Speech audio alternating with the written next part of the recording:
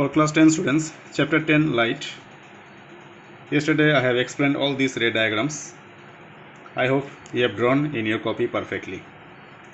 Today also I am sending the video because of the ray diagram formed by convex mirror. Before that, in page number 175, we have uses of concave mirror. Where to use concave mirror? You must know. Concave mirrors are normally used in torches, searchlights, vehicle headlights to get more powerful parallel beams of light. They are often used as a saving mirror also to see the larger image of the face.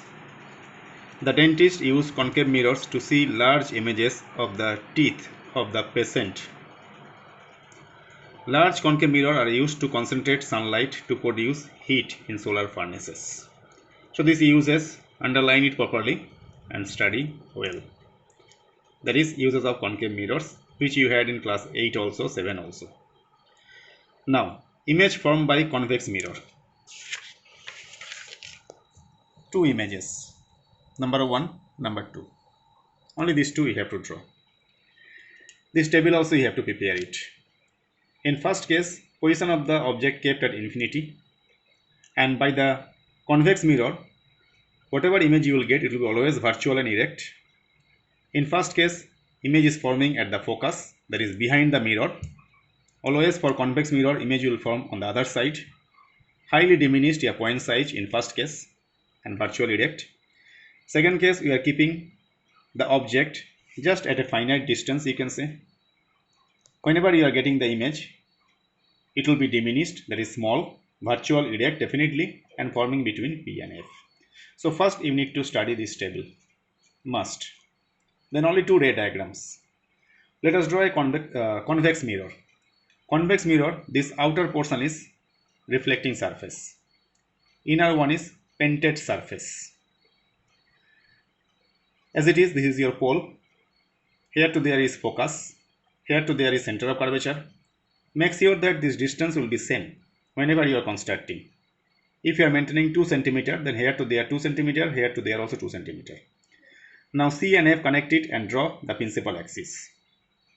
Now when the object is kept at infinity, that is far away, maybe so many rays of lights are coming parallel to the principal axis, but after reflection it will go in this direction as if it is coming from this F, as if it is appearing or appear to diverge from F.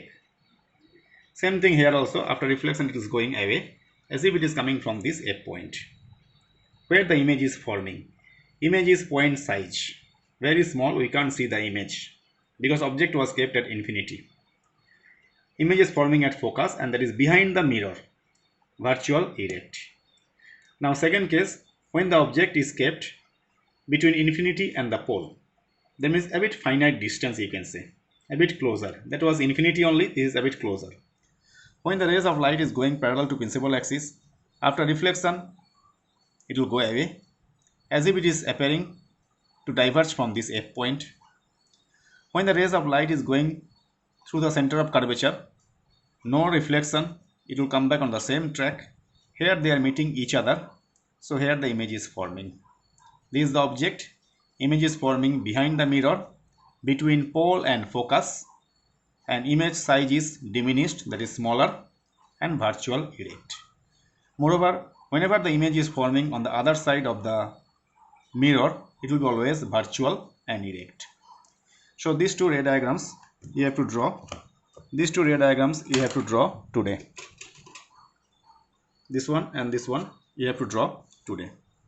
Now, since I am sending the video only, so please observe. These uses of convex mirror you have to study. Convex mirror normally we are using as a rear view mirror, that is wing mirrors, you can say, in the automobiles, vehicles, near the driver. That mirror is known by rear and back view mirror, that is made by convex mirror to see the backside images, that is traffic behind the respective vehicles. These mirrors are fitted on the sides of the vehicle, enabling the driver to see the traffic behind him or her to facilitate safe driving. Convex mirrors are preferred because they always give an erect through though diminished image. Also they have a wider field of view as they are curved outwards. So driver can see clear image from back side, whatever traffic is coming from behind, and he can use it or he can drive safely. Now we need sign convention by the spherical mirror. Some sort of rules I'll tell you, listen carefully, just like graphical concept in mathematics. Here object always will be placed on the left side of the mirror. That's why object distance will be always taken as negative. Object distance will be marked by u. All the distances parallel to the principal axis are measured from the pole of the mirror. That means every distance will be measured from the pole. Like in graph, origin is there. Like that, here we will measure from pole. All the distances measured towards right side of the mirror will be taken as positive, while measuring towards negative side, towards left side, that is against the incident ray, you can say, at that time sign can be taken as negative. Any distance measured above the principal axis will be taken as positive. Below the principal axis will be taken as negative. These are your sign convention. It is in page number 177. Now look at here. This is your mirror, spherical mirror, maybe concave, maybe convex, doesn't matter. This pole you will be taking as a origin, as a starting point. This is your principal axis, that is standing as a x-axis, you can say. Now any measurement, if you are measuring on the right side, it will be positive. Left side, x will be negative. Same thing here also. Upside, it will be positive. Downside, it will be negative. Some more sign conventions are there, which I'll give you later on. Then mirror formula and magnification. Mirror formula, please remember that the relationship between object distance, image distance and focal length is known as mirror formula. That is 1 by v plus 1 by u equals to 1 by f, where u for object distance, v for image distance, f for focal length. This formula we can use as a mirror formula. That is the relationship between object distance, image distance and focal length. Please remember. Earlier one formula already given to you. F is equal to r by 2. F is equal to 2r. That is here, I think it was given to you in this page. R is equal to 2f. Yeah, f is equal to r by 2. This formula. Now magnification. Magnification produced by a spherical mirror gives the relative extent to which the image of an object is magnified with respect to the object size. That means how big the image is compared to the object. Will it be larger or smaller, or how we are getting? The size is known as magnification. To calculate magnification, your formula, ratio of the height of the image to the height of the object, and normally magnification denoted by n. So magnification formula, height of the image by height of the object, which I'll use hi divided by ho. That's the first magnification formula. Please change it. I hope you can correct it.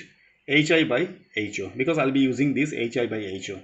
So first magnification is the ratio between height of the image by height of the object, hi by ho. Another magnification formula, this also hi and ho. Please correct it.